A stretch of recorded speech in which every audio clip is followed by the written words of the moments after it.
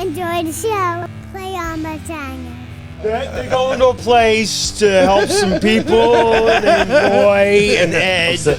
If you want to see Captain Kangaroo, we can make it fucking... Oh, no, he's dead. A little bit dead, so that's going to require necromancy. Who do you think we are, Valve?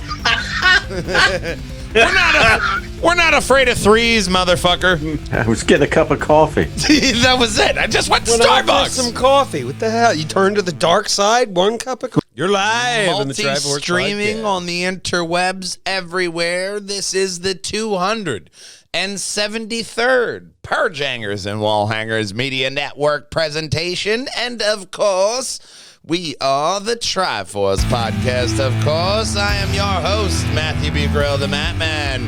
And to my left, above the cardboard Kelly, is our Iron Kelly, Kelly Collins, as well as Christopher Bristow, the old man. We have our big brother, Stephen Bucarell, our omnipotent presence that is. And running around the bottom, chewing his bone, is our mascot, Link Diablo, hero of time. But we gather here together because tonight... We gather here today. Animated Smallville. Amazon doesn't fear the Reapers. Rats playing Doom, and so much more on the Triforce Podcast. And we want you to hop on over here because... Play on my channel. Right over to the Perjangers and Wallhangers.com, and I do have a handy audio clip for that. PJANDWH.com. Now, if I could get all three of you to say it at once, that'd be perfect. All right, you guys want to try it? We'll do it on another take. Not right now. But you'll find the very funny and luggy nutty moments right up top here, as well as last week's Lug Nuts podcast, which was, if we scroll down a bit, shuttlecraft concept with shoe compartment. Yeah. You know how when you get in your car, you change your shoes? I've never heard of that. Who the fuck does that? Skeletor understands. Right. Mm-hmm. And the last Triforce podcast. Never forget. Bards use jazz hands. Master Chief works at Burger King. I love our title.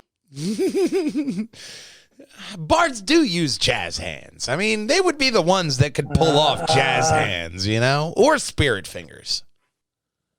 You know? Finger guns. Finger guns. It's finger guns. Shooter McGavin guns? Those, I was about to say. Baby! Shooter! I was about to say, that's only golfers that could pull off the shooter guns. You eat pieces of shit for breakfast? No. If you hit that second tab, you will find the Walljanger Gaming, where you'll find Big Brother streaming Monday to Friday, set 3 to 5-ish. Yeah, we'll see. Going through the Mass Effect Legendary Edition. Not tomorrow. No. Maybe you will find a certain lazy detective. Probably not. Going through taking on the helm tomorrow. I don't know. Maybe I'll play something. I mean, me. Yeah. I was talking about floor shrimp.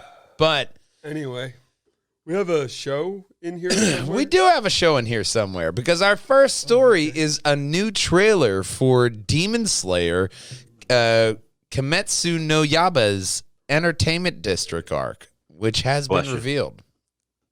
There's a scroll down. There's a little 1-minute trailer. I know how you love the 1-minute trailers. But the Entertainment District arc will begin with the broadcast of a special hour-long episode on December 5th. Both Crunchyroll and Funimation are providing an international simulcast of the series as new episodes are broadcast in Japan. So, simulcast, obviously a big thing with anime right now. The Entertainment District arc is one of the most acclaimed parts of the Koyohara Gutong's original Demon Slayer manga. So, anticipated for its anime adaptation has been high. The arc sees Tajiro Nezuko Tenzin Fuck, I was so good on Love the it. names up I'm until loving now. it. I'm loving I it. was so missed good it. on the names up until now. Yes. Zenitsu and Isuki traveling to a major city to assist the sound Harashi. Fuck all these names.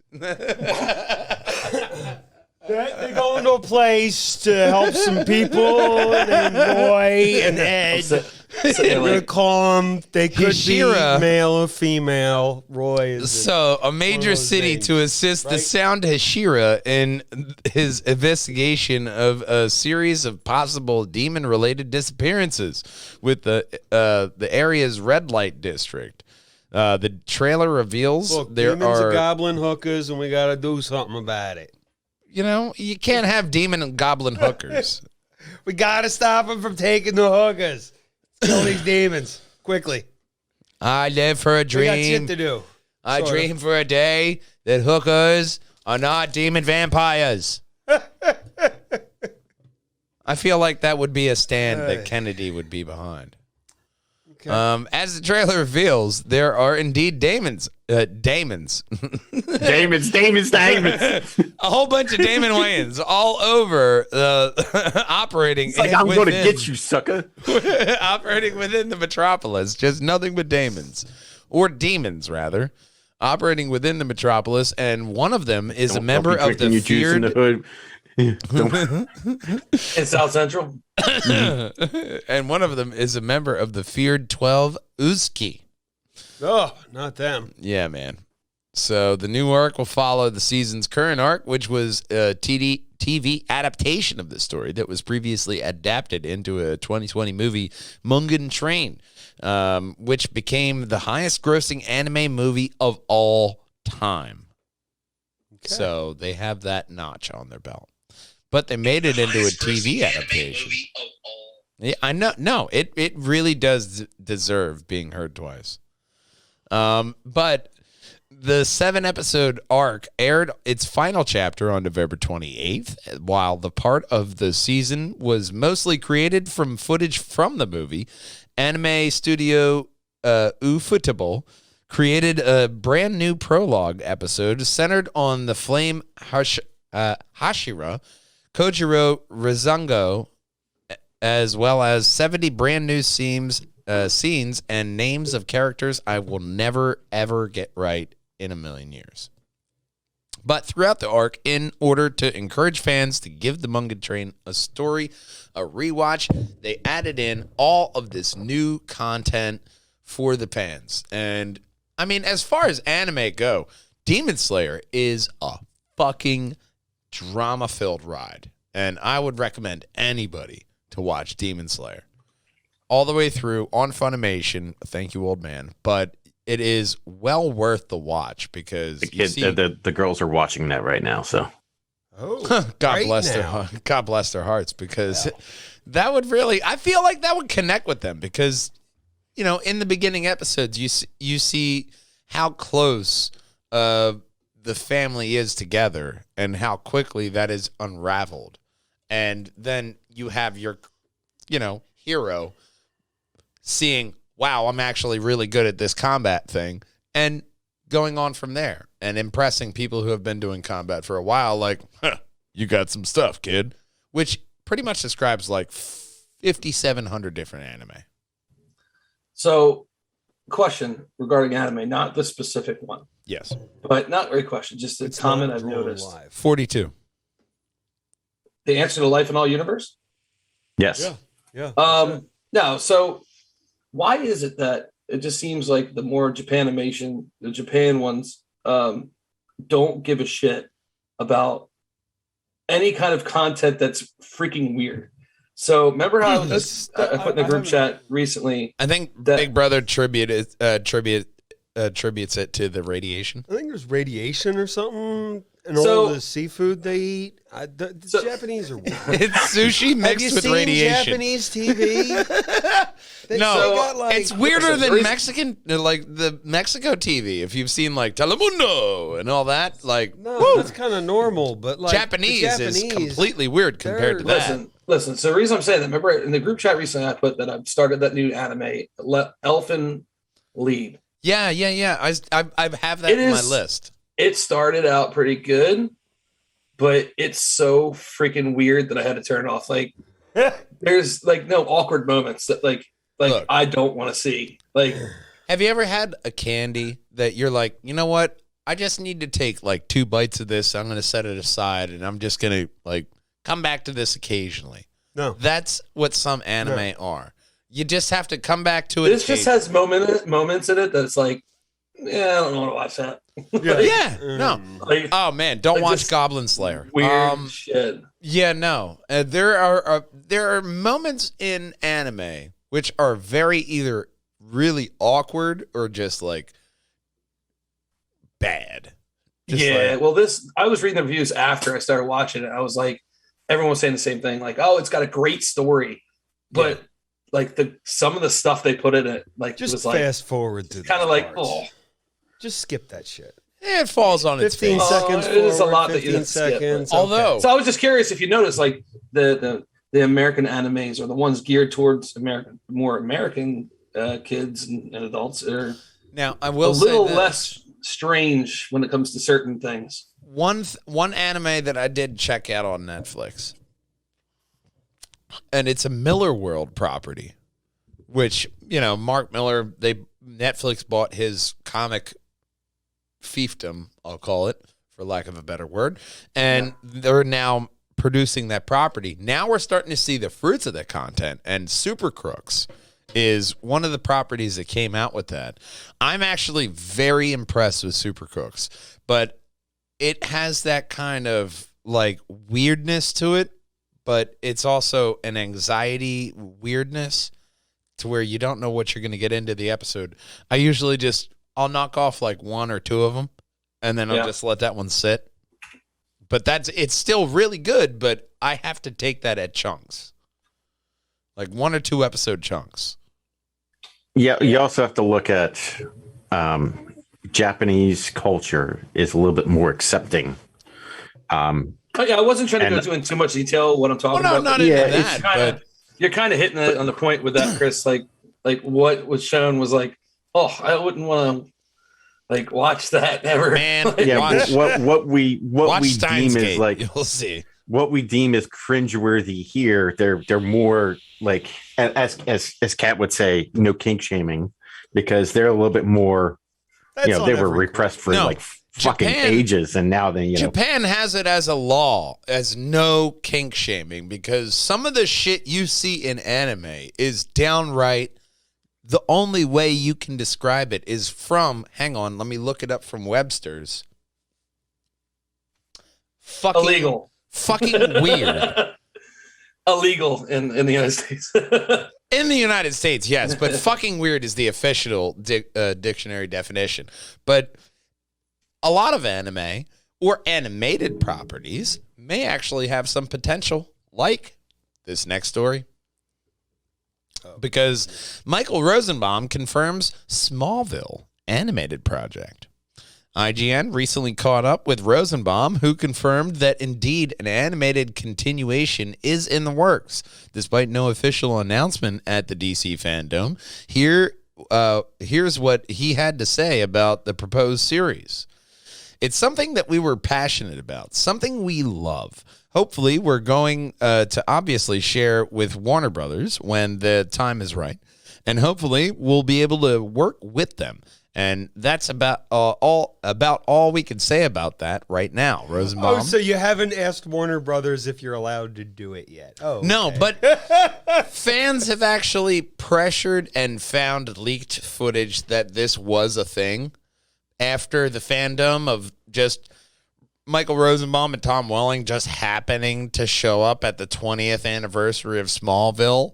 And was just random. it being on Fandom, and then just like, no, this was a really great show. We could have done a lot of stuff with it. It would have been awesome, but oh, that's the past. Now, but they actually have a future with this now, to where they can actually have legs in the animated universe. We've seen this with the Michael Keaton comics that are out, to where they have Damon Marlon Wayans as Robin. And Oh, I thought you were gonna say Blank Man. no, Marlon Wayans is Blank Man. Marlon Wayans is Robin, and fuck it, what's his name? Lando Calrissian is Two-Face. Billy D. Williams. Billy D. Williams. Said it before you. Thank you. Not that it's a contest, but I won.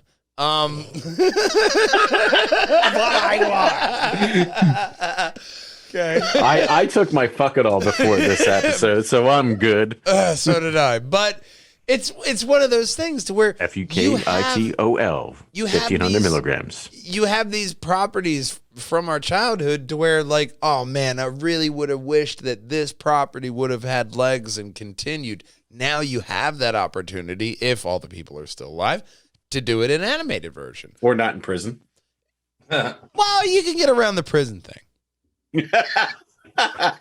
Death is one thing you can't get around, at least recording. Well, recent recording wise. We'll see what AI and, quantum computers can do. But my question to you two is, what series from your childhood would you love to see continue from this point? Because Smallville is one of those series, and Batman the Animated Series, which is also getting a continuation. These are two shows, and X-Men, the 97 X-Men. We're getting all these continuations from our childhood. Which ones would you want that aren't announced now? Because Rocco's Modern Life already tried 95 Spider-Man. Ooh, Spider-Man the Animated Series would be really good. 93, 95, that run, yes. That original, like... Does it have to be like comics? Whatever you want, buddy. No, whatever you want. If you want to see Captain Kangaroo, we can make it fucking... Oh, no, he's dead. He's a little bit dead, so that's going to require necromancy. PJ and the Bear. There's a novel concept. The man with his monkey. I would have liked to see... okay, this is going to sound stupid, but as a family, we used to watch Home Improvement. Oh yeah, yes. When that ended, I was like upset because I loved that show. Weird, that was great. The weird goth episode with the one kid, and he just like got real fucking, and he made that weird horror movie. Yeah, no, that is a great choice because Home Improvement is fucking an amazing choice. It's almost like it inspired something. Like cartoon wise, though. I have to go with Chris, like Spider-Man. Actually, probably more. I'd probably say X-Men. Yeah, that's what I was going to say. Well, I mean, X-Men 97, they are continuing from the point we left, which I know that's why I said the original series is on Disney Plus, so you can watch all that shit and catch up. Hopefully they fix the chronological order part. I hope so, too. Oh, my God. They put themselves in so much of a mess. Like, good luck. Good luck. You know what would be good if they did? If they did an animated Adam West Batman. You just find someone to do the voice. They did do that. No? Yeah. It was Batman Brave and the Bold. It was it was like a 60s Batman animated series. Yeah. Nobody messes with Adam Wee. Yeah, they did that though. So it weed all over the place, huh? Yeah. Hang on, I got that one. It's 2 pages from now. And finally, Gargoyles. Give me Gargoyles. Oh yeah. Gargoyles, a continuation of that would be awesome. Like, and I then think the last episode was like Gargoyle. Was it Goliath's Dream? I have no idea. It was something like that. It's where I remember watching. Keep going off of that, man. And the coup de grace spawned the animated series from the one they did on HBO. Okay, yeah, and it's on HBO Max now too. Spawn Yes, would be it good. is. One I thought just off the top of my head was Captain Bucky O'Hare. Rocco's Modern Life. No, they already tried that and it was horrible. But Oh, was it? Yeah. Bobby's World. Bobby's World, fucking right. Yes. That'd be great. Don't you know? Don't you know, Bobby? Don't you know? But don't you know? There's. I'm sure Howie Mandel can go back to it. He's kind of busy. I always forget that was Howie. Yeah. He will be sanitizing his hands with this next story because there's spiders involved. Although we haven't confirmed multiple spiders. A man spider? Maybe a Spider-Man? Because Spider-Man No Way Home drops an official trailer and more. Holy freaking shit. Holy shnikey. Shimmy criminy. But that is how serious it is. Spider-Man in the Rain. Marvel dropped the latest trailer for Spider-Man No Way Home with a ton of lack of Spider-Man in it. But we see Peter Parker talking to MJ about how since he got bitten by the spider, he's only had 1 week to actually appreciate himself as Peter Parker. And then we hear Doctor Strange telling him that once they performed that mystic spell that made everybody forget that he was Spider-Man, they've been getting visitors from other people in the multiverse. And from that goblin bomb, they are not nice. And Doctor Strange also asked him and his little spider gang to Scooby-Doo that shit and get them all out of their universe. However, Doctor Strange also said the only way is that they all die fighting Spider-Man. So there's a little bit of a problem with Spider-Man's no-kill policy there. You know, He's killed a few people? Well, he doesn't kill. Oh. That's his thing. Like Batman, he doesn't kill. But they were making fun of Otto Octavius. We see the magic spider suit. There's a whole bunch of stuff in here that is, this movie is going to be great. They're already, pre-sales are on sale now for the tickets, which are being sold on eBay for like $1,000. Really? Yeah. That's insane.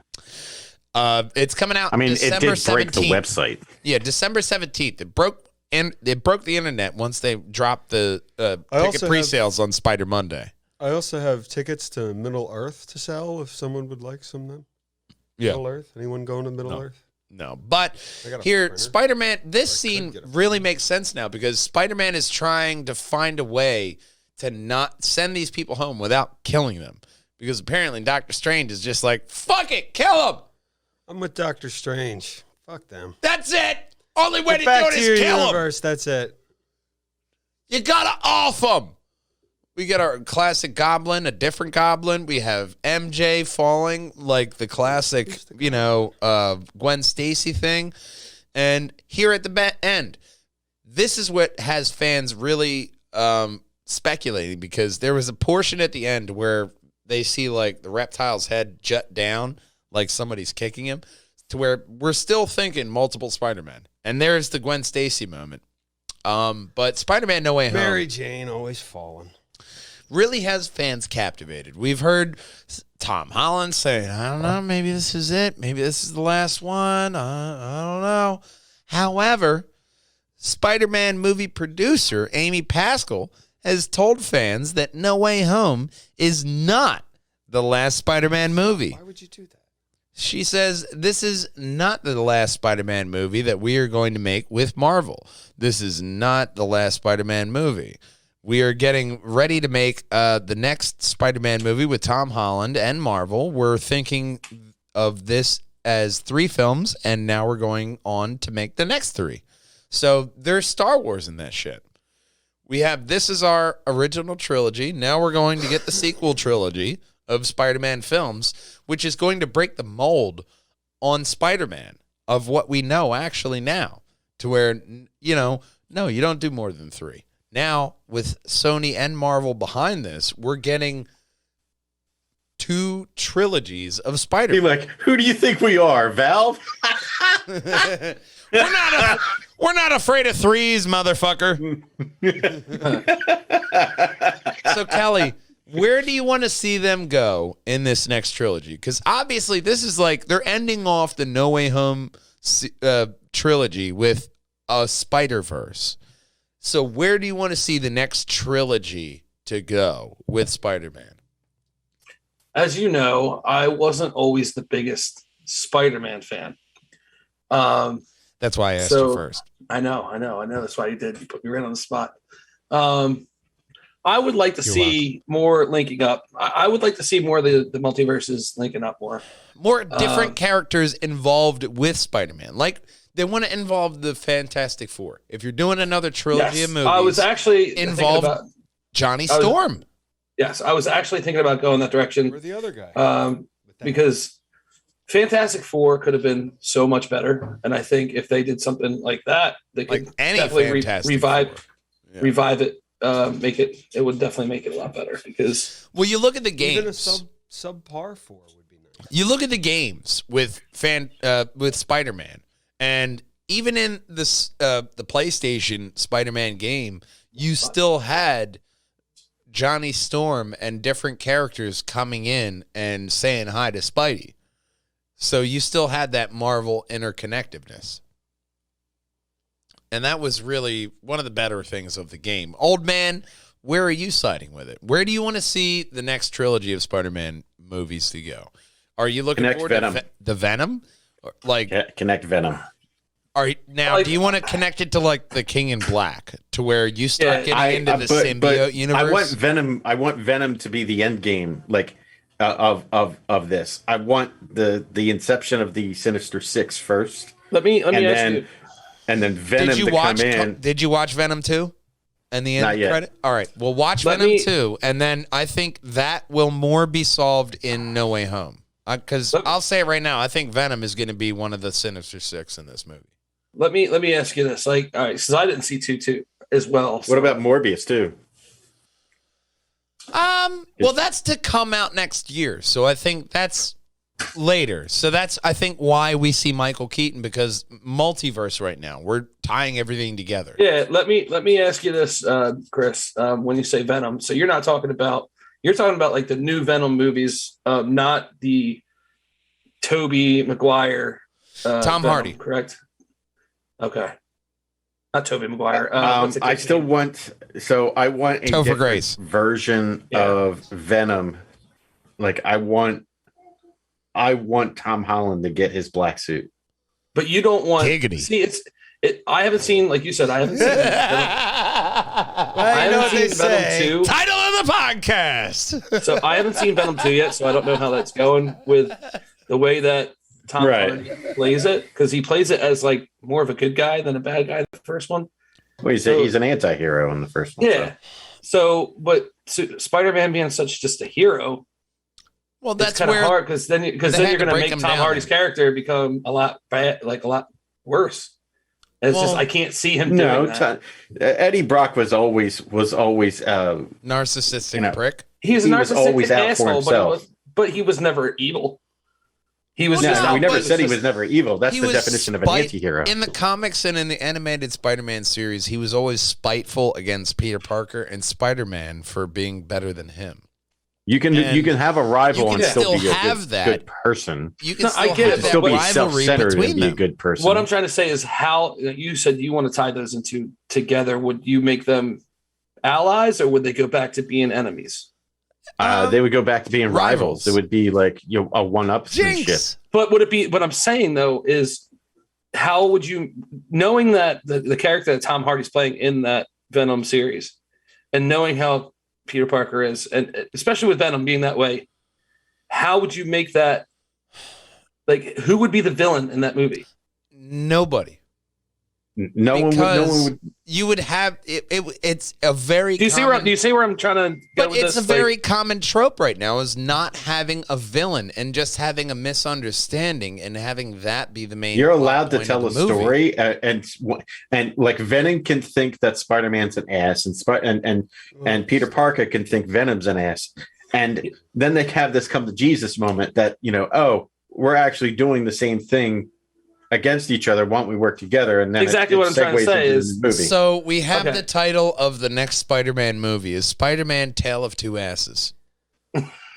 Spider-Man comes to Jesus. Insert symbiote suit. The only reason I'm asking is how much content could you get out of that for if he said the next series. Well, how much content could you get out of them too? Multiverse of opportunities. I know you would have to add multiple. So you have to add more people than just Venom, is what I'm saying. So here's my take on it. We're going to get another version of Tom Hardy Venom, because this whole multiverse is going to change. You've already how seen Venom is being portrayed now is not. But you've already its seen own 4 inception. different symbiotes in these 2 different movies. I will say that. You've seen but they had 2 symbiotes in the first movie. They have Carnage, and I think that one of the other symbiotes comes back in the second. So you already have this layer of people. So now introducing them into the MCU, Now you We have already know who those, they you are. have mutants, you have a whole bunch of different shit. So that is going to prolong the amount of content and the movies that you can make, because now you have all these different ingredients that you can add into this movie. So are we on the path of like a multiversal war? And that's the question. And if we are, we can treat the Venomverse as its own world. But they're not doing that. They won't. They want to see them two together, but there is a way to do it without. But Amy Pascal saying, hey, we got 3 more deep. I think they're knuckle deep into this. They're going wrist in. At least elbow in the long term. Well, they can elbow to the next story, so that's what I'm going to say. Because how fitting. We're elbow deep into the Sarlacc pit with this next story, because Book of Boba Fett drops a teaser trailer. Next Star Wars story from Mandalorian creator Jon Favreau, Fett and the mercenary Fennec Shan may not win. Navigate the galaxy's underworld when they return to the sand of Tatooine territory once ruled by Jabba the Hutt and his criminal syndicate. The Book of Boba Fett premieres on December 29th on Disney+. There is a power vacuum, Favreau told Empire magazine once about where Boba Fett picks up post-credit scenes in the ending of The Mandalorian Season 2 to set up the spinoff. Because Jabba is gone, Jabba was clearly a very strong and imposing leader. I don't know why. He was a slug, but everybody was afraid of him. Like, what was his actual... Could he just, like, wrap up around you and just, like, crush you? Like, He was just gangster, man. He why was like everybody afraid of a gangster. slug? Did nobody have salt? It was reputation from his younger days. Just pour a bunch of salt on him. You'll be fine. Nobody said, hey, Jabba, let's take a trip to the beach. Nobody thought of it. Lives in the desert. You already No, got to well, say it. they couldn't say anything because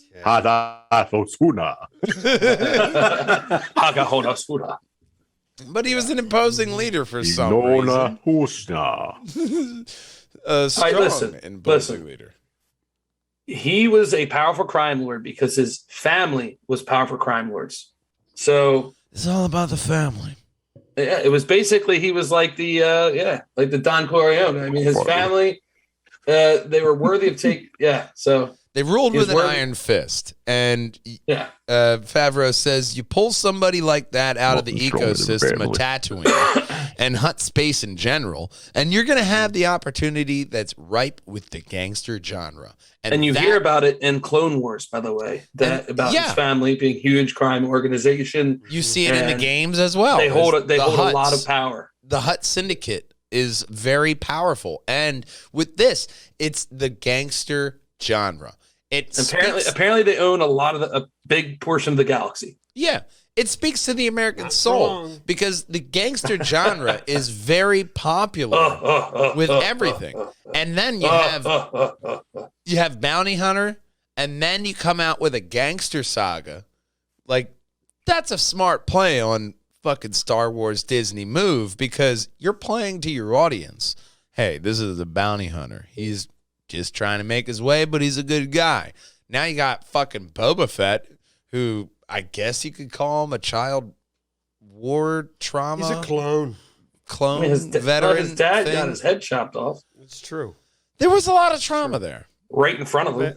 I would imagine he had to. He did try. And That's kill some Jedi heavy for a few PTSD years. shit. Was there a psychologist in the bottom of that Sarlacc pit? He went to prison. No, he's like, no, you'll fuck. Because he was so much better of a person when he came out of that Sarlacc pit. I mean, maybe that's that come to death moment, but Well, it's called perspective. It's when all you're that. when you're being devoured and chewed on Well, for even almost 1,000 years. in the first trailer that we saw of Book of Boba Fett, he was saying, look, Jabba ruled with an iron fist. I'm trying to rule with understanding.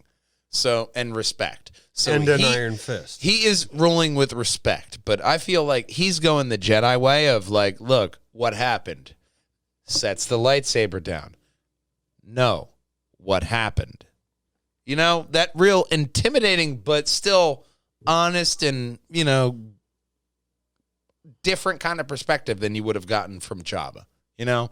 And that's where you're seeing Boba Fett as a very efficient bounty hunter, but now going into that leadership role of a crime syndicate, you know? And I would almost love to see like a little underlying, you know, Crimson Sun with like Darth Maul coming up underneath of him and having that fucking dichotomy of like a battle in like, you'd probably have to do that in like a second season.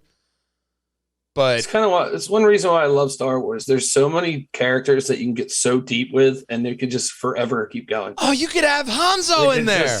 You could just keep going. Hanzo! Yeah. Everyone loves Hanzo. Oh, man, I hope they have Hanzo in the first season. That would be so great. Everyone loves Hanzo. You know what I mean, though? Like, there's like so many places you could go. Yeah. In Star Wars. It's just any backstory would be interesting. It doesn't matter where you go in that galaxy. You can make up a fucking name and a planet, and it could be the dildo of dicks, and that's a fucking Star Wars planet. And everything looks like kind of like a dick, but just like Except not the Ewok enough. movie. The Ewok movie sucked. So other than that, everything else was good. I mean, they're furry bears. Like, that's like putting a camera on Link. Like, how much are you really getting out of that? Exactly. It was terrible. They're little teddy bears. Nobody wants to see that all day. What about that one thing I put in the family chat a while ago about Furbies? How they're actually like predators because they have forward-facing eyes? How fucking terrifying is that? It's a whole fleet, like a flock of Furbies just ready to nibble at your calves. I used to work with a guy that looked exactly like the Furby. Wow, that is really What? creepy. Was he human? Yeah. Very hairy, That's apparently. what they told me. I didn't ask any questions. You work with birds? I mean, is it bird? Long Look, time ago. he checked out human on the form. It was fine. Didn't know there was a checkbox for human, but he checked it out. He actually wrote I'm it going in to himself. check non-sentient. Yeah. But Book of Boba Fett, we'll check it out on December 29th on Disney+. But another thing we'll check out in the future is a casting for a new show, which is Natasha Liu Bordizzo is to play Sabine Wren on Disney Plus's Star Wars Ahsoka show, which Yay. you see the picture here. First off, gorgeous girl, perfect casting. If you've ever watched Star Wars Rebels, you know. If you Sabine haven't, Wren, get off your ass. you know, even Big Brother's watched it. He loved it. Twice. It was such a good show. And now we have Sabine Wren, Ahsoka. We have this Mandalorian who's really kind of psychopathic in her pyrokinetic explosive abilities, but really has an affinity for the arts and graffiti. So she's an artist. And you're just a judgmental prick with your Furby in the background. It's the guy that he used to work with. Yeah, he looks just like that. That's what he looked like. He looked like that. Yeah. Nice little tie here. Hey, George. I haven't seen. Oh no, that's a picture. George, I haven't seen you in a while. Oh, Oh, that's no, a Furby. that's Oh, I'm so different. sorry. But Sorry, I thought you were another guy. I like that they are adding in Rebels and different characters from the animated universe, and they're not necessarily tying themselves to the person who did the voice acting. And now you're As getting, they should not. you have Sabine Wren, you have your weird multicolored Mandalorian of death and explosions, you know, and limited series written by Dave Filoni, who executive produced along with Jon Favreau and Kathleen Kennedy. No additional details are known about the Ahsoka series, but we do assume that it's going to pick up right where it left off, just like where they're going with Book of Boba Fett. We're going to see Ahsoka, and it is also said that Hayden Christensen is involved with this series as well. They are saying that it's probably flashbacks only with the Hayden Christensen. That'll be good. Although, even if you just like slap a fucking stuntman in a suit and have a Darth Vader fight, that would be dope. Even if you go back to like training, Yeah. because you just covered like the war, there was like training before that, and that could be cool. And Right. how he got his Padawan and shit, you could have that whole like emotional tie that we didn't see in Clone Wars. And, you know, because Anakin was not a proper Jedi. He had emotional connections to everyone, which you're not supposed to have. Issues. Yes, he had a few issues. He had attachment issues. He had attachment issues. But he was so powerful in the Force to like, you know what? Fuck his. He's a little bit, you know, Anakin's a little fucked up, but a little bit. You know, he gets the job done, man. I'm gonna let him go. You know what? Everybody is. No. Look, it's a war. We're gonna look the other way. You know, that was it. Like, he's You know powerful. what? We'll deal with it after. Fuck it. We'll deal with it later. And then everyone died. Turns out that wasn't such a good policy. But a good policy is casting her as Sabine Wren, because I think that's actually strong casting, which is what Disney is really strong with. I don't know if they're using the same casting person from that they do with Marvel, but they got some strong casting people over there. So we'll have to see how this is going, because we're getting a strong with this in Obi-Wan. We're getting a strong sense of like this emotional connection to Vader and the other side that we haven't seen, which I'm actually really excited for. With Obi-Wan, you have this mentor processing his Padawan, his prized pupil, who is like, oh, he's on the council. Nobody else has done this. I'm the best fucking master ever. Holy shit, you're Lord Vader. Mm-hmm. And then you have Ahsoka like, oh my God, what the fuck happened to Master? Like, and then after Rebels, she realizes like, shit, Lord Vader is Master. What the hell happened when I was left? I was gone for 5 minutes. Not really. I was getting a cup of coffee. That was it. I just went to When I Starbucks. had some coffee. What the hell? You turned to the dark side? One cup of coffee? Like all I did was get out of the shower. That was it. It was a short time. What the fuck did you do? Oh, yeah. It's not kind of killed all the younglings. When you were out, I went to the dark side. Oh, okay. You want some cream? This is kind of an afterthought. Oh, yeah. Padme died, too. Huh. That sucks. So explains the mask. That's just COVID Cry it out, regulation. buddy. Cry it out. You can take the mask off. Even the Empire has COVID regulation. But no, I think that there's a lot of different. You walk into a supermarket looking dressed like Vader now, nobody bats an eye. No, not at all. I saw a guy. I find with that eggplant tomatoes. disturbing. I saw a guy with like a gas mask on just walk in, and I was like, "It's fine. That's It's fine. totally normal now. That's normal. It's like You got money for the mask." He's getting his bread and milk for the New World Order. it's like living in a video game. There's a guy with a gas mask for some reason. The New World Order needs his oil changed. But no, I definitely like how you're seeing the different perspectives, almost like you would see in any other kind of like deep film or movie, being that forethought being put into these series. And that's expanding the universe, but it's also connecting more people than you would normally see, because you're like, oh, that's a Star Wars thing. That's this thing. But it's actual deep connected story, which is actually, really intuitive in its own right. So it's something that you always hope for with your properties. Is it though? Yeah, sometimes. Not all the time. Depends on the area. I'm just more intrigued as with Bane as a car mechanic service writer. That would be an awesome show. Okay. I'm sorry to tell you, but your car failed state inspection for your wiper blades. It's going to be $40. That's bullshit. What did you say? Yeah, no. Capitalist Bane does not work. Because But it's not part of the New World Order.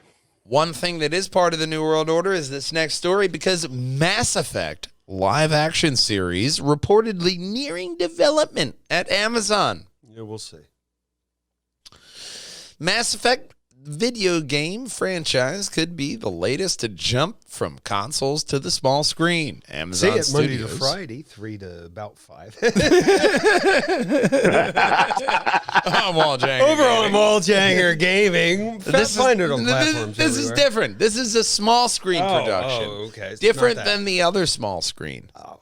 Yeah, this isn't phone screen. This is TV screen because Amazon Watch it on Studios a computer. is reportedly nearing the end of negotiations for the upcoming adaptation of the games. While there has been speculation about the Mass Effect series or film for some time, news of Amazon Studios coming close to securing a deal to develop a live-action series comes from a recent report by Deadline. Further details were not provided, but the show is reportedly just one of many genre projects that Amazon Studios plans to develop for the future. Head of Amazon, Jennifer Salke, I don't know, has said you will see us continuing to invest in fantasy genre of all kinds. We have a genre-focused team on the ground in studios who work tirelessly with our creative partners on those slates, and you can look forward to more. So, Amazon is not a streaming service that I traditionally like. I don't habitually go back to them. You know, besides if I want to go back and buy something for somebody for a birthday. Every now and then they hit gold. They do. Like, they have those certain shows which really kind of hit the mark, but they're not Netflix. You know what I mean? They're not Funimation. They're not that streaming service you will habitually go back to and, hey, what do they have out? You know, HBO Max, I've noticed I've continuously going back to that, like, oh, what did you guys put out? Like, what do you got in that catalog? Amazon has never been that streaming service to do that for me. Have you guys found that as well? No, for only a couple of shows. You know, there's like, oh, they got this, The Expanse. Yeah. That's one I absolutely Invincible, fucking love. The Boys. Yeah. The one where if Germany won the Upload. war, I can't remember. We talked about it before. Upload is great. But there's not. The Man in the High Castle. Man in High Yes. Castle. Yeah, Yes. That was really good. But they have like one-offs. Like, hey, this show's good. Oh, that one's good too. But And it's then I'll not come back later. enough for you to continue to go back. It's not a staple. It's like not enough unless you're alone. All right. Now, if you're an Amazon Prime member, you're getting so much. Marvelous Miss Maisel. Marvelous Miss Maisel. But if you're an Amazon Prime member, you're getting so much else with that deal that you're not necessarily just focusing on that streaming content. Yeah. And that's where they're getting you. But they're also taking their time to develop these great shows. So, you know, everyone can't be a hit, but they do have a good track record just with all the numbers that we listed off right here. Yeah. You know, like, I mean, Marvelous Miss Maisel, they just confirmed, I think, like a season 4 or 5 for that shit. Good. And I'll watch it because 4. Yeah, 4. 4. And I'll watch it because it was good. The first season, once I watched it after And the she's got second big season, was good. tits, You know. Yeah. I heard Yellowstone's good. Is that Amazon? No. Could you No, turn that the is brightness on. It's your on Hulu actually right now and Peacock. Now, my main question is, anybody actually still watching Apple TV? Is that still a thing? That's still a thing? Okay. Yes, it's still a thing. Okay. I mean, C, the show C with Jason Momoa and Dave Bautista's in the second season is worth the watch. is I it will spelled say. just C, the letter C? Or is it S-E-E. S-E-E or S-E-A-E? SEE. Or S-E-A-E-E-E-E-I? Or is it spelled SEE. BJANDWH.com? I The whole would like to premise say is that the it's human spelled race last went way. blind and they have learned to adapt. And there's it's now like tribal. So it's pretty cool. No, it's still tribal. It's still tribal. We didn't go far from off of that. We're still tribal. Oh, no, we didn't. But, Don't that's worry. Besides the point. Yeah, We're still the there. tech, of course. We're still there. Don't worry. We're going to But- get stuff. Did you guys watch The Tick? I loved yeah, the was Tick. amazing. That's And an then they Amazon show. canceled it. And I'm like, you get a good show and you fucking cancel it? What is wrong with you? It was just like the original Tick, though. And it didn't get long screen time, but it was still amazing. And I thought the Amazon The Tick was perfectly done. course, the Yes, it boys. was. Oh, the boys. Yeah, and their next season. I can't wait for that to drop. A lot like our next story. I can't wait for this to drop next Saturday, December 4th. I really hope that our Iron Kelly could be there as well. But Christopher Bristow, the old man, and myself will be at the Aston Iceworks for Podcast for Cancer, for a fundraiser for Jake Long. They're not giving out cancer. We cleared that up last week. Yeah, no. That's not a door prize. That's not no. a door. I was told they misled me. No, you'll get a buffet, a voucher for 2 free drinks, and 1 entry for a door prize. What type of drinks? But you will also, if you can't make it there, but you still want to donate, you just hop over to Vimeo and go to at OCSN-donations and make your donation today. Old man, myself, Christopher Bristow, and Frank One Punch Percy will be there talking luggy and nuttiness right there for a slot. But we're going to be part of the main goal of getting funds for Jake Long and his medical expenses for cancer, man. Which, fuck cancer, and it's very expensive. So yeah, his father got esophageal cancer, so it's unfortunate, but he just wants to, Jake wants to offset the cost of what it's going to be. So yeah, man, and that's the main benefit of going out there to help him, because nobody should go out there alone with this, because it's something that plagues everybody. Everybody knows somebody who's been affected by cancer, and it's one of those things that we need to band together and say, fuck cancer, help this guy out. And we're going to be there live, our first charity event. Obviously, this is the 3rd year anniversary of Perjangers and Wall Hangers in its current state coming together. So this is the perfect event to banner around and gather together to help this man try to get some expenses down for a costly future. So yes, sir. Definitely wanted to highlight this. We have been highlighting it, and it's one of those things that you can't stop, but you can definitely try to help somebody out on the back end. Giggity. A lot like this next story. Right. I don't know how that segues in, but we're just going to work it in. I normally listen for a segue, but there was no segue there. There wasn't. It was just we're just switching gears now. Shifted to 5th. Because a new Marvel MMO. That was a grinding segue. Oh, yeah, that was a grindy shift into this story, but we popped it in there because a new Marvel MMO RPG could be in the works from Dimensional Ink Studios, which, if you don't know what they have done, a little thing called DC Universe Online. Huh. Yeah, man. They are supposedly working on a Marvel MMORPG. Marvel's been dominating some of the biggest spaces in entertainment for years now. And the realm of video games is no exception. Between Marvel Spider-Man, Guardians of the Galaxy, and series' upcoming projects, comic fans seem to be in very good hands when it comes to the future of superhero games. And if Marvel's current slate of games is any suggestion, that the Marvel MMORPG may be in the works from the team behind DC Universe Online.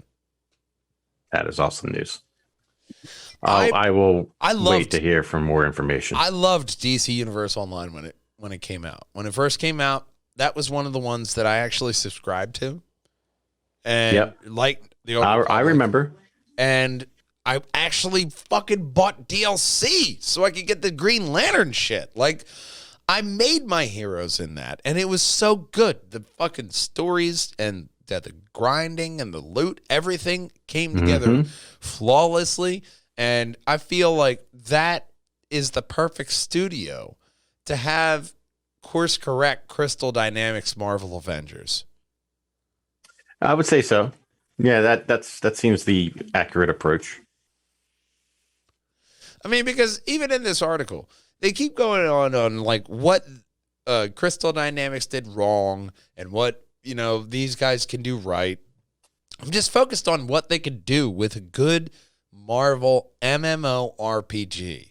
Like, just have it, boom. Eastern region, start off the game, eastern coast of America, and make that your MCU. You got your New York. You're going to have different places with different heroes and shit, and have your different starting locations for your hero, to where you have your 4 classes.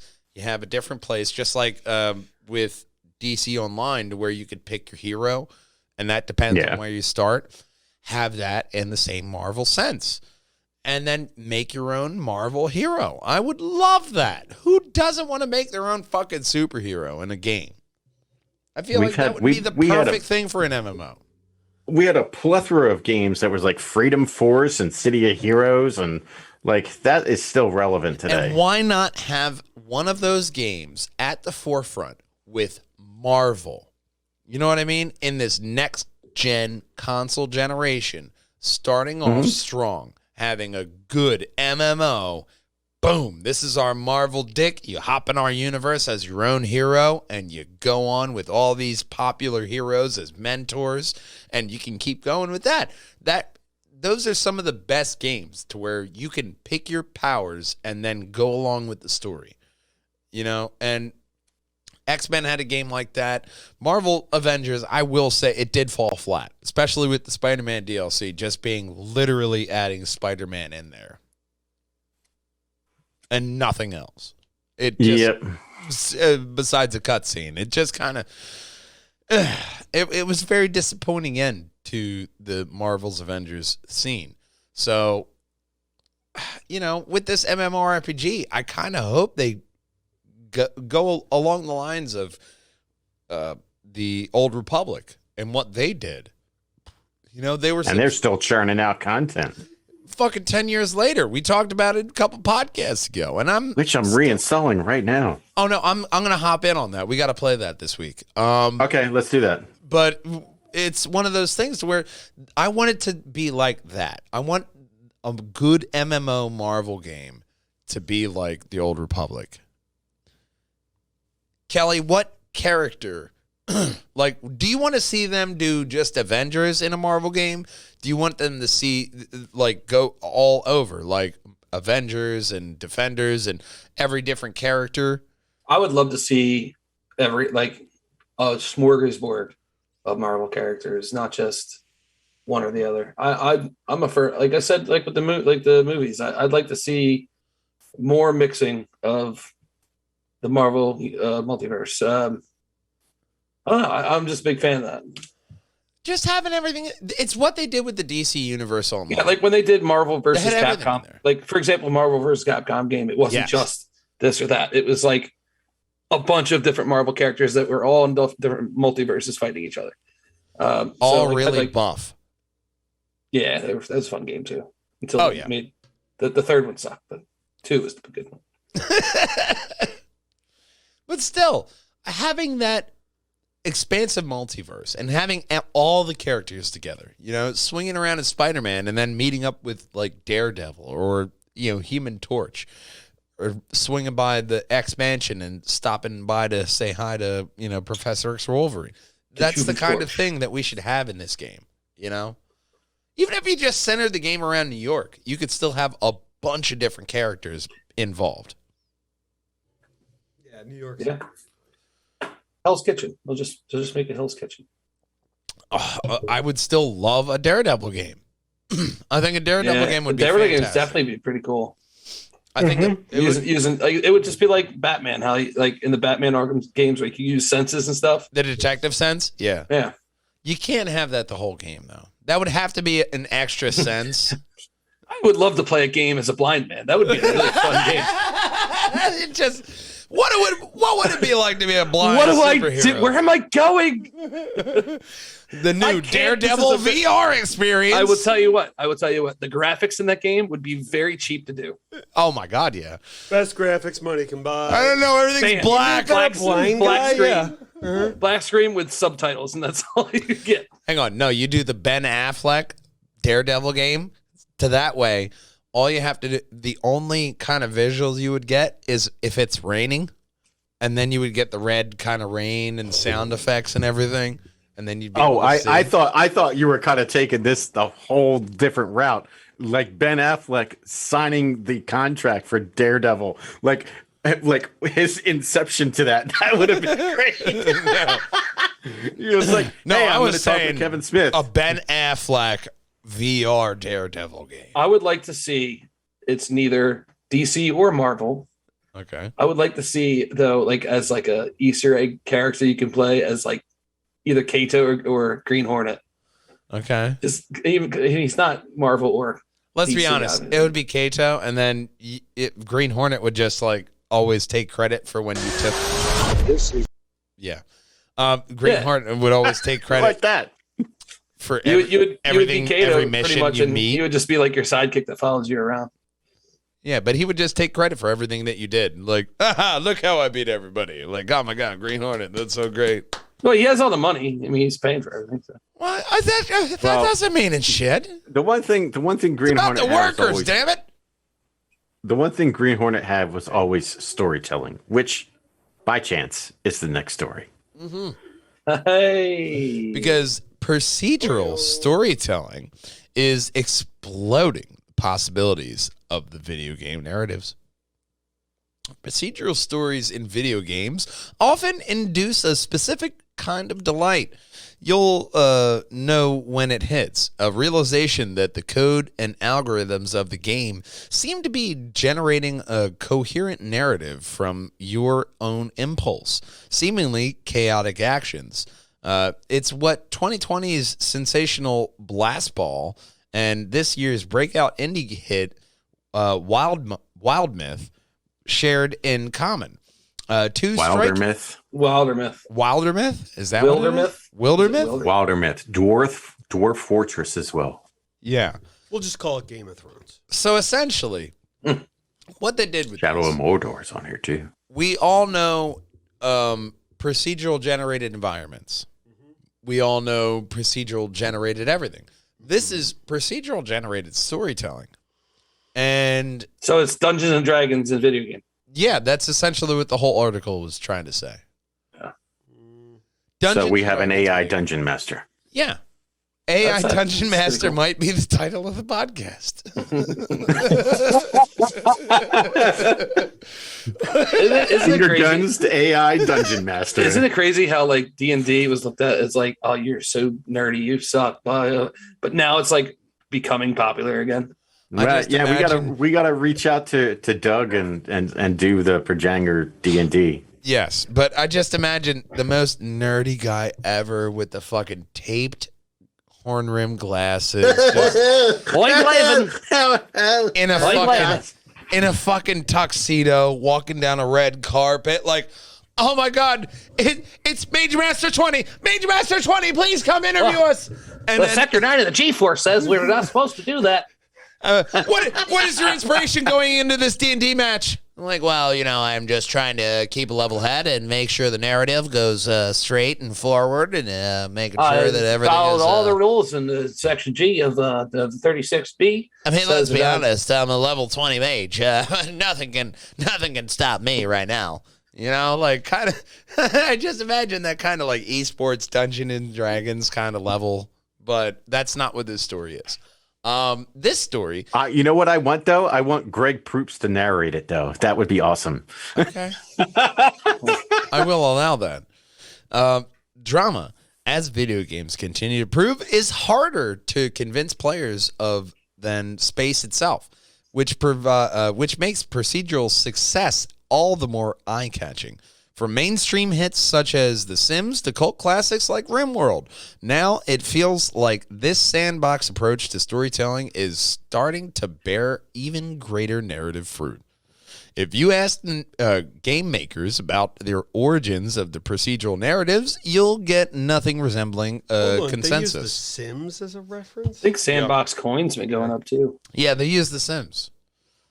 Gotta I mean, start it was somewhere, I guess. procedural kind of generated with the homes and shit like that you would get. Yeah, and then The people? the masochism people would just block in, fence in the sim, and they would just die. You fence them No, in no, a no, little no, no, room no, and you no. take Those away were- the Or let room them you go want them to swimming be and take themselves out the and ladder. die. Those were people who were just interested in playing God. That was black and white. I was Because you interested wanted people. ghosts in the basement to haunt the place. That's all. How can How do I you make get this ghosts? uncomfortable for everyone? And how can I completely just do the wrong thing in this game? Look, man, who hasn't put their sim in a room and deleted the door just to make him pee himself? Oh my God, I pissed myself. I can't believe it. And they would have an existential crisis. I mean, you're the psychopath, really. That's me. pretty much like this generation. and that's what's wrong with America. No. That's totally fine as long as you ask them their gender pronoun. Yes. Ooh. So Ooh. you mentioned steering it on the tracks for newcomers. You mentioned, old man, Dwarf Fortress. It can be intimidating. Beneath its that what you mass call it, your Dwarf inscrutable ASC2 icon lies a fiendishly complex simulation. On a basic level, it's the world filled with flora, fauna, and foes and resources, plus, of course, your dwarves, all of whom have unique personalities. Order to mine. Your job Mine. is to ensure their happiness by building a colony that can satisfy their various needs, and thus, there's another picture below of the mine. There we are. Wow, Yeah, it's an impressive mine, man. Satisfy their needs and something. ensure their survival of the group. You may ace colonization itself, but suddenly a gigantic monster kills half your group, which means you fail at bringing in the harvest. Just like that, the colony is no more. It sort of naturally creates these stories, says Austin over Zoom. That's a weird name. And because you're invested in the personalities all along, the drama happens in your head. Along with, that's where that Dungeons and Dragons Like, kind of hey, thing wife. comes in. Yes. It's- What should we call our son? Austin over Zoom. Your parents hated you. But that's the thing is, I will allow it. this is all a story in your head with your imagination, which is a completely new concept apparently in this day and age when you constantly have I called that the 80s. interface in front of your face like a fucking zombie. So actually using your imagination is now a goddamn generational fucking astounding amazing idea. Anyone here remember when you had to use your imagination? No? Like when you had to take Holy a shit God. without a cell phone? Going outside. Yeah. Anybody taking a shit without a cell 22 years phone? old. You remember eating cereal in the morning and reading the box of cereal like it was the newspaper? Because it's Still do. all you had. It was all you had. You just had a cereal box like, there's vitamin B It in still here. says Captain Crunch. And the cereal actually was connected to whatever TV show you were watching because you wanted to see the connected story. Yeah, we never got that it was- cereal. We got the bags. But No, that's we got not the bag point. stuff. It was still good though. It was the same, just cheaper. I was happy with Cracker Jack. And the you crack. rich fuck. Fucking Cracker Jacks over here. It's like We had Cracker Pops. But I don't know how to segue that. I don't either. But no. Next story. Yeah.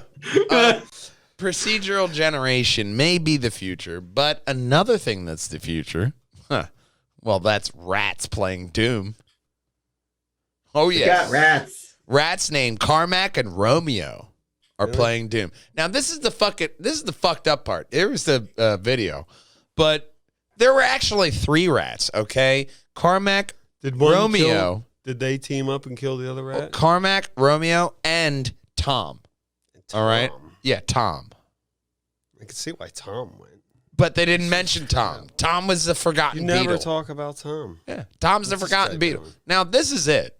They're That's essentially, they just keep walking forward and they say this is playing Doom.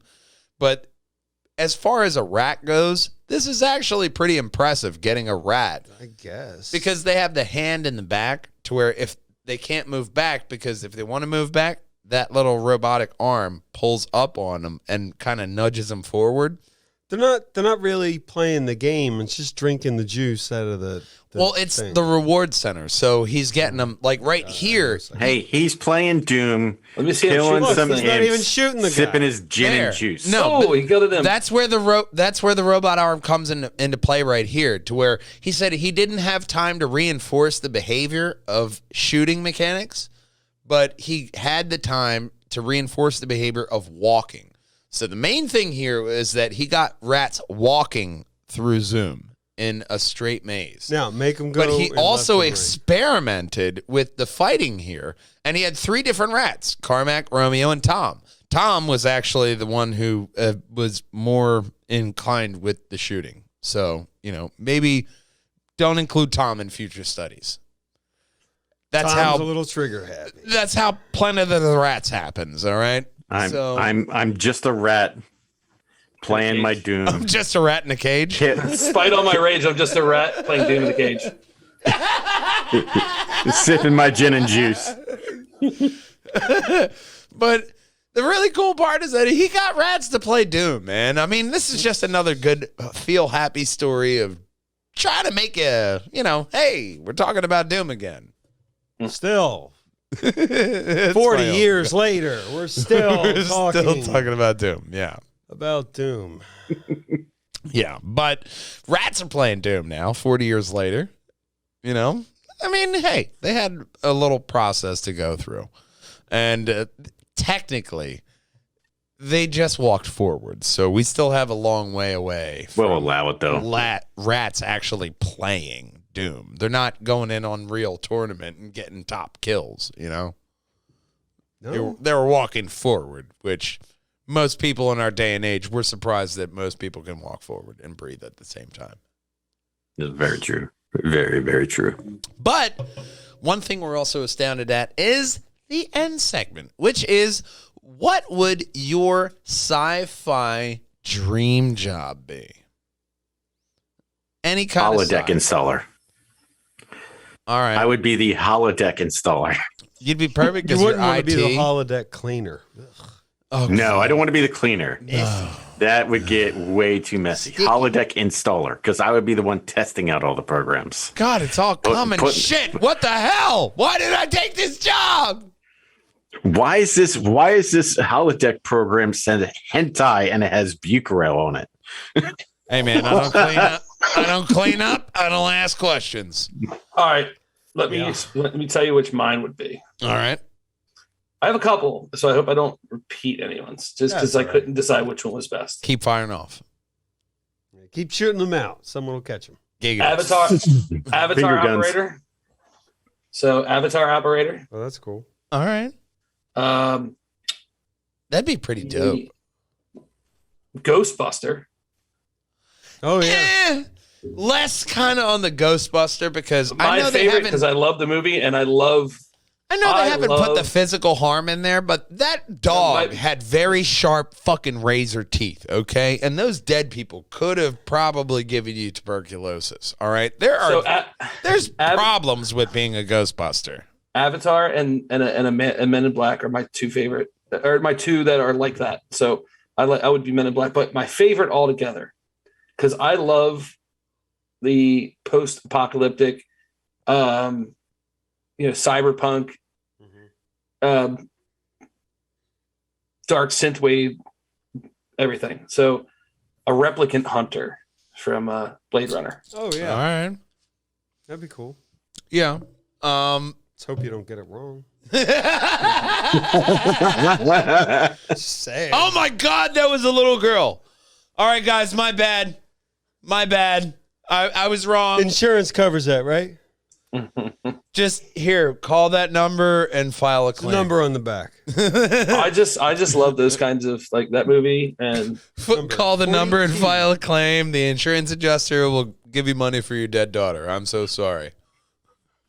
oops, sorry about that. God, that is a comedy in the making. I love that choice. I'll tell you right now, on your choice of Men in Black, my first choice would be the greeter of Men in Black. That guy who just sits He's there so at the front boring. door. He Dude, reads the paper. he reads the paper. He's just making sure. Yep, that's Jay. Yep, that's you only got 26 letters you got to worry about, man. There's more people that work there than that. 26 letters, that's it. Maybe a couple J's, a couple F's, maybe a couple B's. Throw a little S's in there for spice. And, you know, the door greeter. Anybody else? I'm a silent J. Shot. Yes, I am J, but I am a silent J. Thank you. J, K, and yeah. It would actually be silent B. It's a silent Bob. Yeah. Mm-hmm. But I thought immediately that greeter, because all I did was he just sat there, read his paper, had a good life, probably had bagels on Tuesdays, you know? Yeah, that old person. He was probably retiring. He was probably an agent, and then you can't do it anymore, so now he's got put on door duty. Well, I got to do something, God damn it. I'm going to be the greeter. He's on his third wife. He's got lots of bills to pay. Beatrice loves my job. He's got lots of bills to pay. Child support still. No, I guess he's probably not that. He's got. Holy fuck! This guy's like 80. How many kids did he have? He's like, yep, still paying lots of grandchildren. Support. They need to be spoiled. So that's worse than student loans. This guy. He loves. 2 feet in the grave. He's waiting to get his severance package. So even that's going to get taxed from his child support, man. You got to think about that. Even the old man and his 87 kids is off before that. He likes the benefits. All right. He's just waiting for the benefits. You want the juice? He liked the juice. He liked the juice. Huh? The juice is good, huh? But ultimately, I mean, sci-fi job-wise, I would have to say, I mean, kind of like that knick-knack job on the Enterprise. You know, I don't want to be in charge of anything important, like science station, where I'd have to know a lot of dilithium matrix shit or engineering. But I'd like to just be on that main class ship. So that way you have the access to the holodeck. He's the guy that keeps pushing buttons. Wouldn't the doctor be kind of useless on a starship? Because all you have to do is just grab the thing and just you're healed. There you go, transporter room. I would want to be the transporter guy. I'd be able to want to put you here to there, and that's it. That would be my job. One better. He's the guy who pushes the bloops and the bleeps. I want to work in 10 forward. Fuck, you got me beat. 10 forward, man. All you got to do is here's your drink. Chill. There you go. And you still get the holodecks. You still get all the fucking, regular replicator stuff. Has to taste differently, though. It's probably fine. Than actual food. You wouldn't notice either way. No, I wouldn't. It'd be fucking all cardboard to you. The same. I'm just saying. I think there would be a definite taste distinction between replicator food and regular food. It's something that Star Trek hasn't really. No, they did in Deep Space Nine, because Captain Sisko's father had that restaurant on Earth. Mm-hmm. So there you go, the explored territory.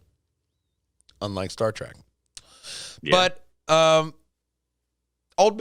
Big Brother, what was your choice? 10 forward. 10 forward. 10 forward. Old man, what was yours? Work behind the bar. Holodeck installer. Yeah. So we all have our choices, and we want you to put yours down below, as well as like and comment. And, of course, this is a long drawn-out goodbye. We want you to hop on over to pjandwh.com, where you're going to find all of the crazy and luggy and nutty moments right over to my stage right. And, of course, got to hit the button. Until next week, I am Matthew Beager, the Batman. Kelly Collins, our Iron Kelly. Christopher Bristow, the old man. Big brother, Stephen Newgrow, producer. Link Diablo. Check us out on Sunday. Our hero time. Editor, producer, and knob gobbler, Kelly Collins. We love you. We miss you. We want to see you next week. Until then, game on, boys and girls. Bye-bye. Oh, no, we got to end it. God.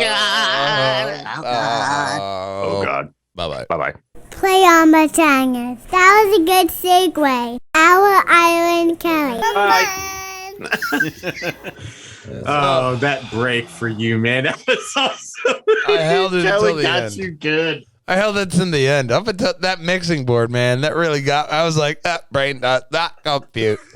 I couldn't fucking hold it together. I was looking for the one from Spaceballs so bad, like the radar that gets jammed. The radar and the coffee. It seems to be jammed. All right, I gotta go help. Only one person gets me the raspberry. I gotta go help. Star. I love those. Those random texts from, I guess they're bots. Like you have, Matthew, you have money that is pending for you. Like, look, bitch, I know where every single dollar that I am owed is. I know I don't need to see that much of you. At all, even. But all right, fair enough. See ya. But have you checked out Hawkeye? Yes, I watched both episodes. Now people are calling this the lame duck. I thought it was good. I think it's good. Now, look, I had to turn in the Comcast boxes today, and I went down to the place down by what will be known as the Concord Mall in history, and I was sitting there at the Xfinity store, and they had Jingle All the Way. I will say this about Hawkeye. So far, way better of a Christmas TV series. You know, I mean, because Jingle All the Way was a movie, but if we're looking Christmas to Christmas here, Hawkeye is way better Christmas than Jingle All the Way so far. Now, being a Marvel fan, I may have a skewed view. Hawkeye, well, Jingle All the Way also has, Anakin Skywalker, the child, Jake Lloyd. Okay. That's true. We won't hold that against him. What was it? There was another one. Ralphie from A Christmas Story was an elf in the movie Elf. Yep. And I was like, holy shit, just like the Haley Joel Osment. Like, you're still acting? Yeah, I'm just not noticed because I'm not a cute kid anymore. Thank you for my self-esteem boost. No problem. Bet you like a check. Shut up and catch it. Yep. But I did love Hawkeye. I love how they're spinning out Echo. Yeah, the front fridge. We're now in the winter season, so the front half there is like a secondary fridge. we have that. It's called the back porch. Yeah, man. Dude, sodas, anything you want to keep cool, you just store it back out there. We're in that season of the free refrigeration season. Mm-hmm. I don't know how that aloe plant still lives out there. It's seriously, I don't know. It's amazing. The aloe plant just needs sun. That's it.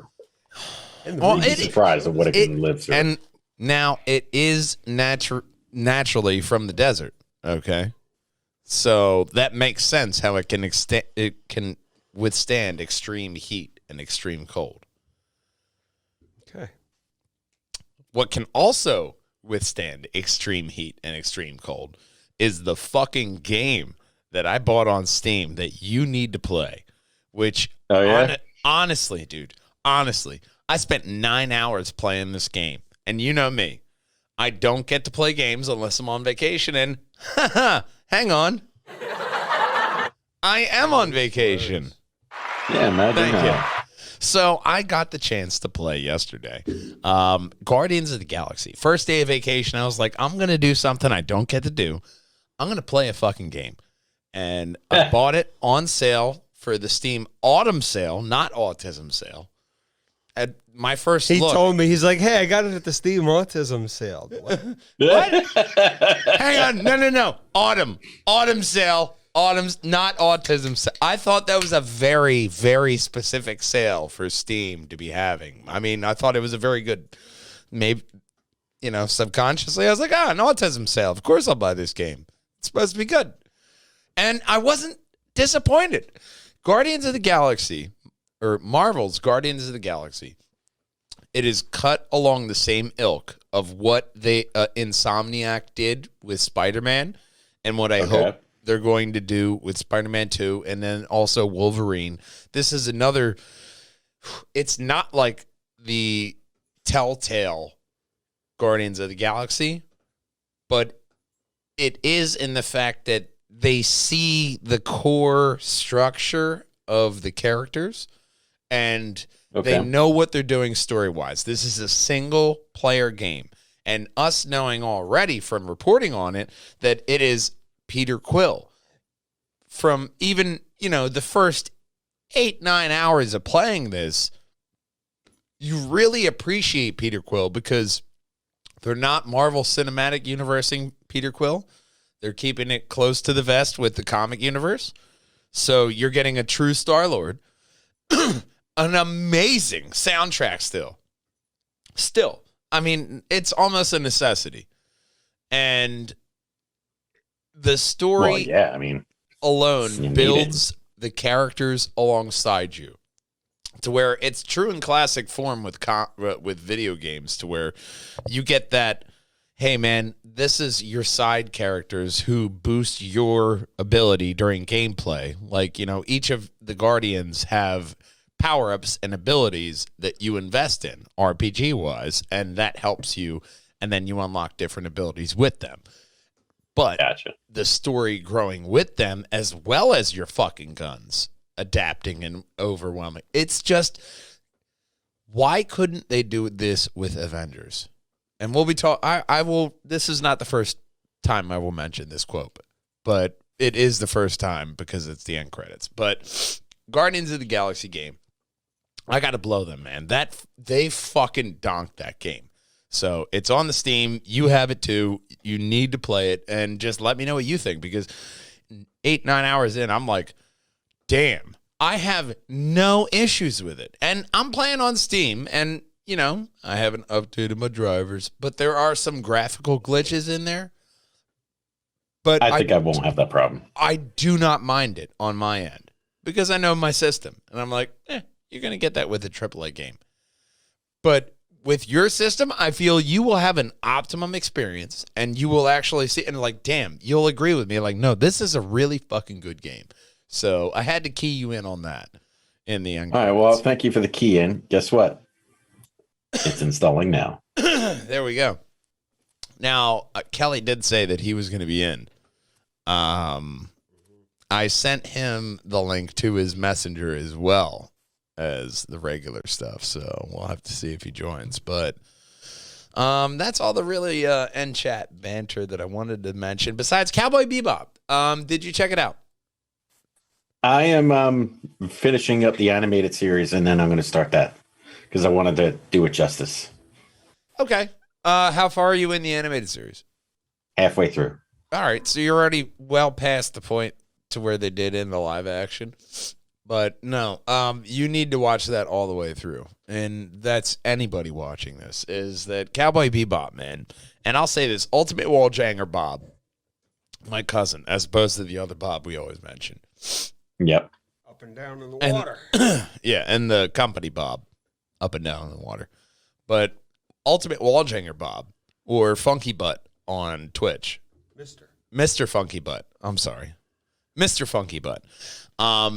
He keyed me in on, we got to get him on as a side thought. But we do. You got a mouse in your pocket? He's your cousin too, bitch. Hey, I'll learn how the Facebook works. but he keyed me in on Cowboy Bebop a long time ago. And, Cowboy Bebop and Maple Story, like he was this really niche gamer for a long time. And damn, yeah, I know. I really got to get him on. I got to get him on as a guest here. And oh God, we got to admit Kelly. I'm too far away. Hang on. I'm closer. Oh no. Although it's like 3 screens, so, and I trap myself with the cable, so as I wrap cords around my neck. we did Mick Kelly. So the boys are back for this podcast. Yo. We can't see you, but we can hear you.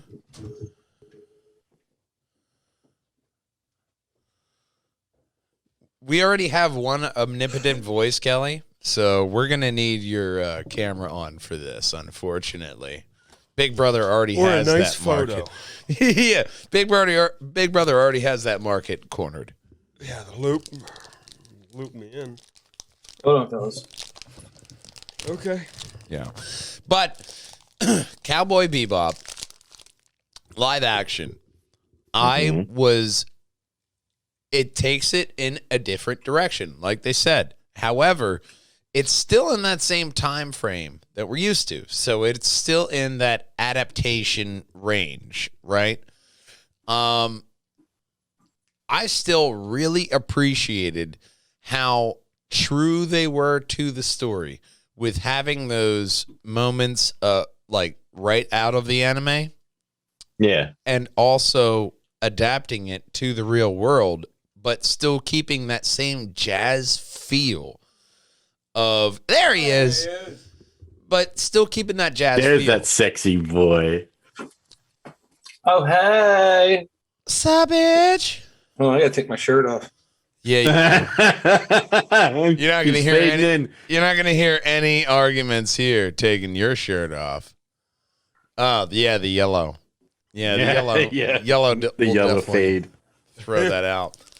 But I was really impressed with Cowboy Bebop, and I sent that out. And Ultimate Walljanger, Joe Gilmore, he was also really impressed with it as well. But there was a lot of flack online on the internet with people saying, "Oh no, fuck this," because it wasn't like verbatim from the anime. They took some liberties, like having Jet Black as a family man. You know, different things to where it just humanizes the characters to where they did expand on that, but it was still a thing Can I say something? No. Why does it fucking matter how they do it? It's an adaptation that they actually put money into CGI. So that's why I am still sticking with my firm stance that while it didn't like completely like shatter the mold Super Saiyan wise, it did a solid first season for Cowboy Bebop. And obviously, I think they already confirmed through Netflix that they're getting a second. So, but that's just love that Teletubbies reference there, buddy. That's that same kind of thing that I think it's like that's going to be the first one that leads to that video game revolution of we're going to get a whole bunch more great content. Like them hitting that subscribe button right there, the like button right down there, and commenting below. But right above my head, you're going to find all of the very best Perjangers and Wall Hangers videos for you. Right above the cardboard, Kelly, is going to be all of the Triforce podcast and playlist. And of course, as our main man Connor always says, Bye. bye-bye. Bye.